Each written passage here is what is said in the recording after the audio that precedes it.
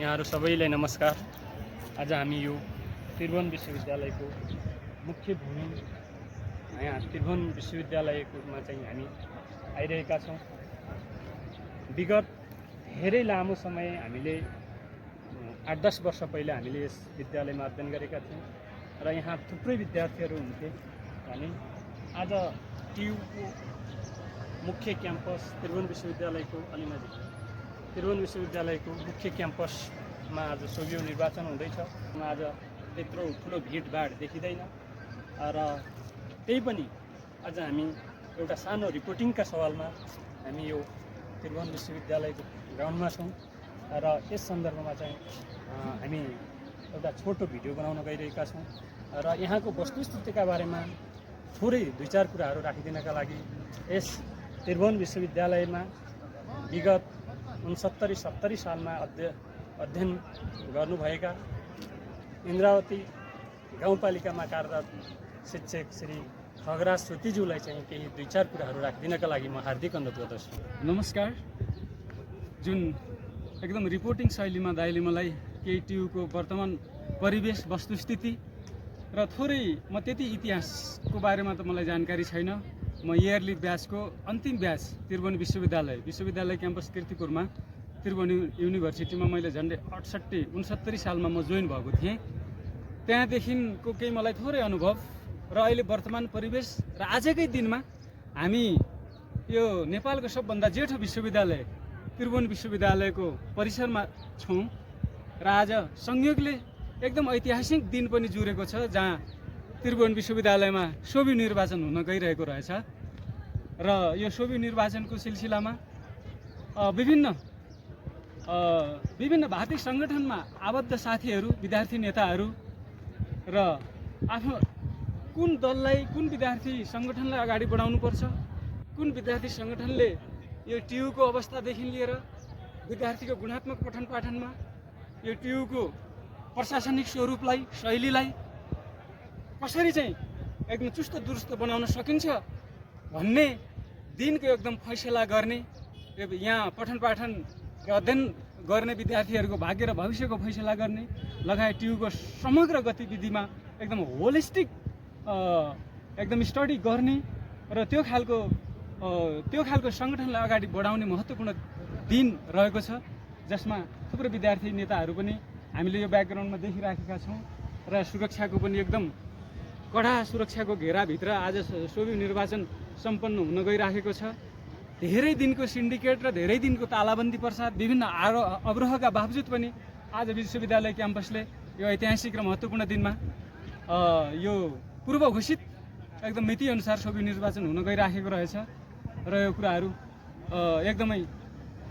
सभ्य, भव्य र संयमित भई एकदम शान्तिपूर्ण तवरले उक्त कार्यक्रम सुसम्पन्न होस् भन्ने शुभकामना व्यक्त गर्न चाहन्छु। नवनिर्वाचित सोभियु पदाधिकारीहरूले वर्तमान जल्दाबल्दा शिक्षासँग सम्बन्धित कस्ता समस्याहरूलाई चाहिँ उठान गर्यो भने अझ देशको चाहिँ शिक्षाको मुहार फेर्न सकिन्छ। एकदम नितान्त पनि एकदम समसामयिक र युग सुहाउँदो, विश्व परिवेश सुहाउँदो, तपाईँले नेपालको वर्तमान स्थितिलाई सुहाउँदो प्रश्न गर्नुभएको छ, यसको लागि धेरै धेरै धन्यवाद। वास्तवमा यसलाई एउटा प्रणालीको रूपमा मात्र लिएर सोभि निर्वाचन एउटा सिस्टम हो, एउटा प्रणाली हो। यो केही पूर्व घोषित मितिमा निश्चित समयमा चुनावलाई एउटा चुनावी रूपमा मात्र नलिएर यो विद्यार्थीहरूको र यो सिङ्गो यो विश्वविद्यालयको र यो विश्वविद्यालय मातहतमा रहेका देशभरिका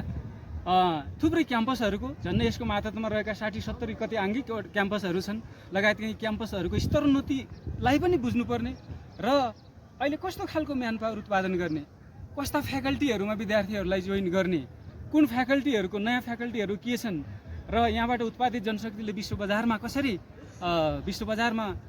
कसरी खपत हुने, यहाँको उत्पादित जनशक्तिले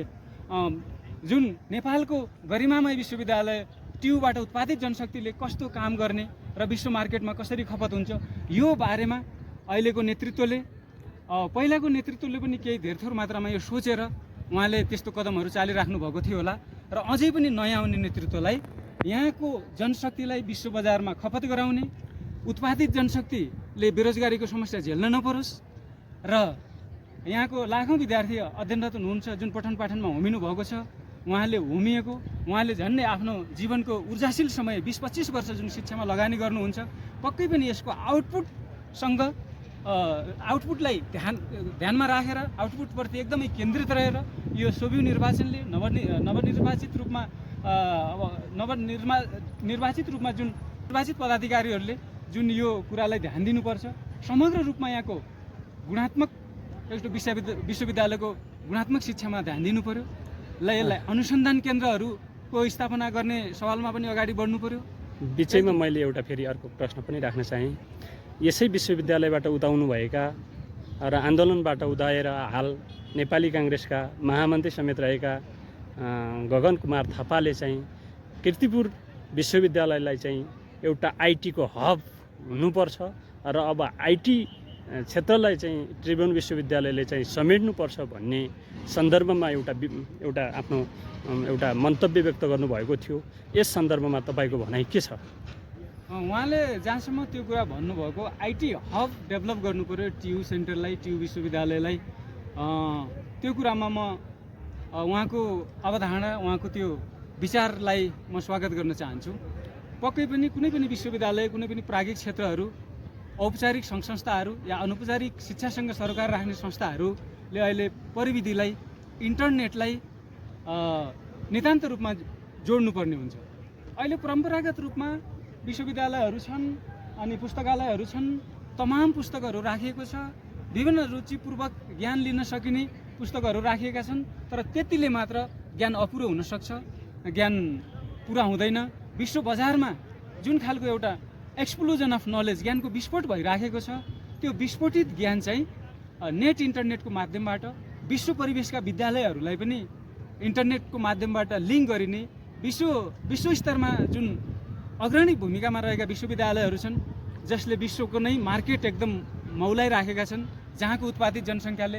जनशक्तिले विश्व बजारको मार्केटलाई त्यसरी एकदम गुणात्मक बनाइराखेका छन्, त्यो पद्धतिलाई, त्यो सिस्टमलाई पनि हाम्रो विश्वविद्यालयले आयात गर्नुपर्छ, इम्पोर्ट गर्नुपर्छ। त्यसका लागि इन्टरनेट र आइटी हब जोडिनु, आइटी हबको रूपमा विकसित गर्नु, यो प्राज्ञिक थलोलाई नितान्त आवश्यकता देख्दछु, म एकदम जरुरी पनि देख्दछु।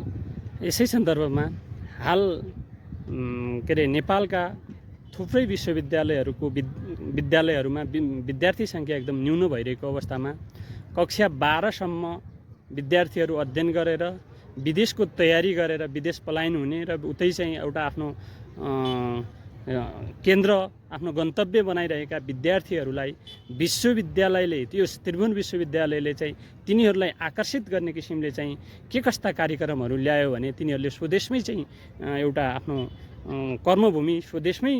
चाहिँ गर्न सक्थ्यो होला। यस विषयमा चाहिँ तपाईँको धारणा के छ? एकदमै पनि समसामयिक र परिवेश प्रधान प्रश्न तेर्स्याउनु भएको छ तपाईँले। पक्कै पनि हजुरले भनेअनुसार माध्यमिक तहको औपचारिक शिक्षाको कक्षा 12 बोर्ड परीक्षा सकेर धेरैजसो विद्यार्थीहरू, जुन फ्रेस विद्यार्थीहरू आफ्नो देश छोडेर वैदेशिक रोजगारीको गन्तव्यमा हिँड्ने एकदम अथाह चाहना राख्नुभएको हुन्छ उहाँहरूले। यो किन त भन्दा भविष्यमा चाहिँ नेपालले अँगालेको शिक्षा प्रणाली, नेपालले अँगालेको शिक्षा नीति, विश्वविद्यालय र विश्वविद्यालयबाट उत्पादित जनशक्तिको अवस्थालाई देखेर बेलैमा नै हामी केही 4-5 वर्ष 8-10 वर्ष अझै गुजारेर वैदेशिक रोजगारमा हानिनुभन्दा